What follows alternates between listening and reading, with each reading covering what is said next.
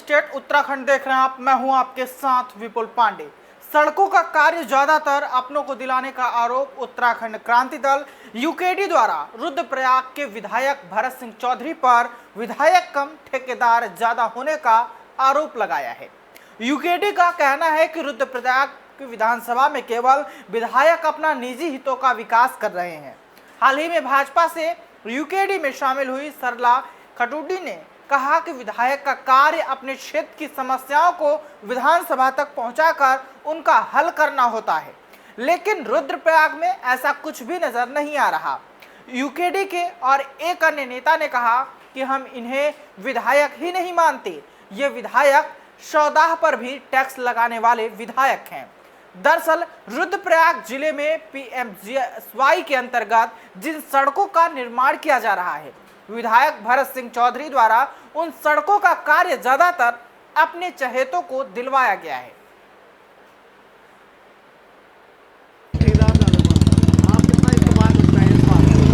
मैं बिल्कुल सहमत हूँ, क्योंकि जो विधायक होता है वो जनप्रतिनिधि होता है, वो सारी उत्तराखंड जो हमारी जो विधानसभा है, इसीलिए वो नेता चुना जाता है ताकि हमारे जो जनता की जो भावनाएं हैं वो विधानसभा तक पहुंचा सके।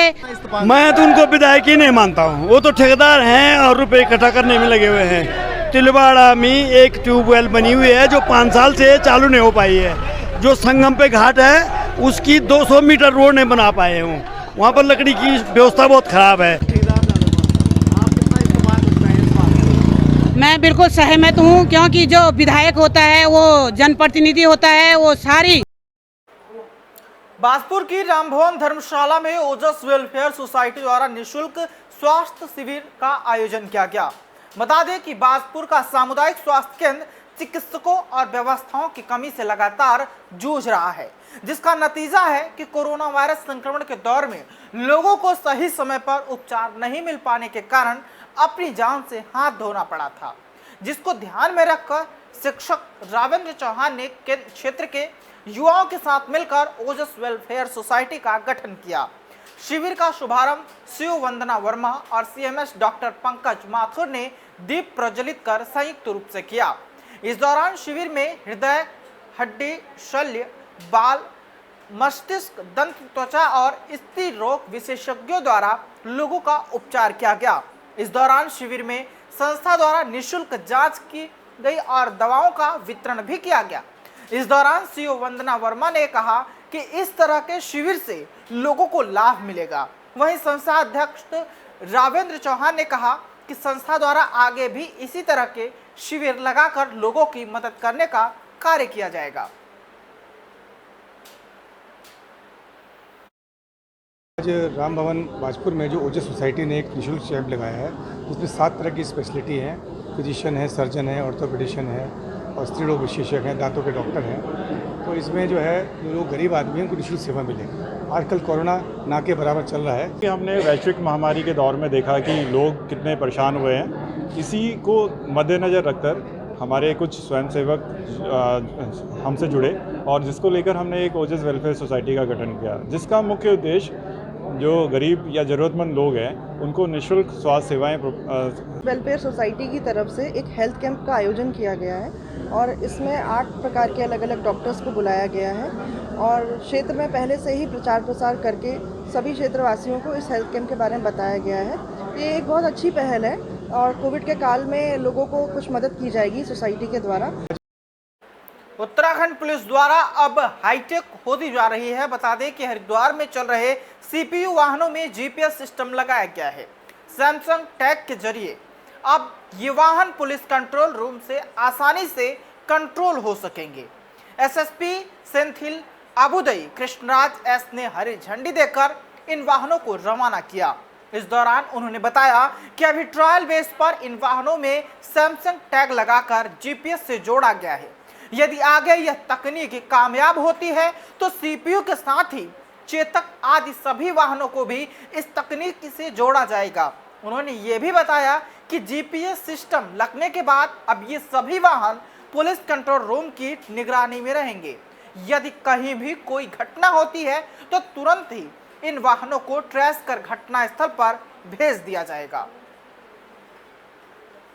डिवाइस जो सैमसंग टैग है उसका जो हमने दिया है, इसका मकसद ये है कि जो है जो भी हॉक का लोकेशन जो है हमें रियल टाइम में जो है हमारे कंट्रोल रूम का पता चल सकता है। ये एक ट्रायल रन का बेसिस पे जो है हमने इसको चालू किया है। ये सक्सेस होने पे जो है बाकी अन्य चेतक और अन्य जो हॉक है उसको भी जो है हम इसको ये करेंगे। ये हमारा डीजीपी महोदय का भी आदेश है कि उत्तराखंड पुलिस का जो है टेक्नोलॉजिकल एडवांस पुलिस बनाना है, उसी क्रम में ये कार्रवाई हमने किया है। डिवाइस जो सैमसंग टैग है उसका जो हमने दिया है, इसका मकसद ये है कि जो है जो भी हॉक का लोकेशन जो है हमें रियल टाइम में जो है हमारे कोरोना काल के चलते भले ही इस साल भी धर्म नगरी हरिद्वार की जन्माष्टमी फीकी हो, लेकिन हरिद्वार की रोशनाबाद जेल में जन्माष्टमी की इन दिनों रौनक लगी हुई है, जहां सभी कैदी मिलजुल कर जन्माष्टमी महोत्सव मना रहे हैं। आपको बता दें कि हरिद्वार के रोशनाबाद स्थित जिला कारागार जेल में जन्माष्टमी के 3 दिवसीय कार्यक्रम की शुरुआत हो गई है। ऐसा हरिद्वार जेल में पहली बार हो रहा है, जहां रंगमंच कर कंस के दरबार को सजाया गया और कंस के दरबार में नृत्य भी हुए। वहीं जेल अधीक्षक मनोज आर्य ने बताया कि जन्माष्टमी पर्व के पावन अवसर पर 3 दिवसीय कार्यक्रमों का आयोजन किया जा रहा है। जन्माष्टमी पर्व को लेकर कैदियों में काफी उत्साह देखा गया है और शनिवार को कंस जन्म से लेकर भगवान श्री कृष्ण के जन्म उत्सव के कार्यक्रम का मंचन किया गया। जिला कारागार हरिद्वार में जन्माष्टमी का जो 3 दिवसीय महोत्सव है उसका आज प्रारंभ हो गया है और इसमें कृष्ण भगवान की जो है विभिन्न लीलाओं का मंचन जो है यहाँ जो मंच बनाकर बनाया गया है उसमें मंचन किया जाएगा। और इसमें जो भी पात्र हैं वो हमारे कारागार के ही बंदीगण हैं और वो विगत 10 दिन से बहुत मेहनत कर रहे थे कि किस तरीके से हम विभिन्न पात्रों की भूमिकाओं को जो है सजीव करें। और वास्तव में आज जो है उन्होंने बिल्कुल जो ये दरबार आपने देखा होगा कि जो कंस का दरबार है वो उसमें एक सजीव हो गया है, एक कंस का दरबार, और बहुत उनकी अच्छी एक परफॉर्मेंस रही है। और कल जो था वो कंस का दरबार लगा था और आज जो है आज जो हमारी जो लीलाएं हैं वो आगे को बढ़ेंगी। जिला कारागार हरिद्वार में जन्माष्टमी का जो 3 दिवसीय महोत्सव है उसका आज प्रारंभ हो गया है और श्री कृष्ण का जन्मोत्सव जन्माष्टमी पर्व के रूप में बड़े ही श्रद्धा भाव के साथ मनाया जाता है। वहीं धार्मिक नगरी हरिद्वार में भी जन्माष्टमी बड़ी धूमधाम से मनाई जाती थी। भक्त इस दिन भगवान बांके बिहारी की विधि विधान से पूजा अर्चना करते हैं। मंदिरों में विशेष पूजा अनुष्ठान और भव्य झांकियां सजाई जाती हैं।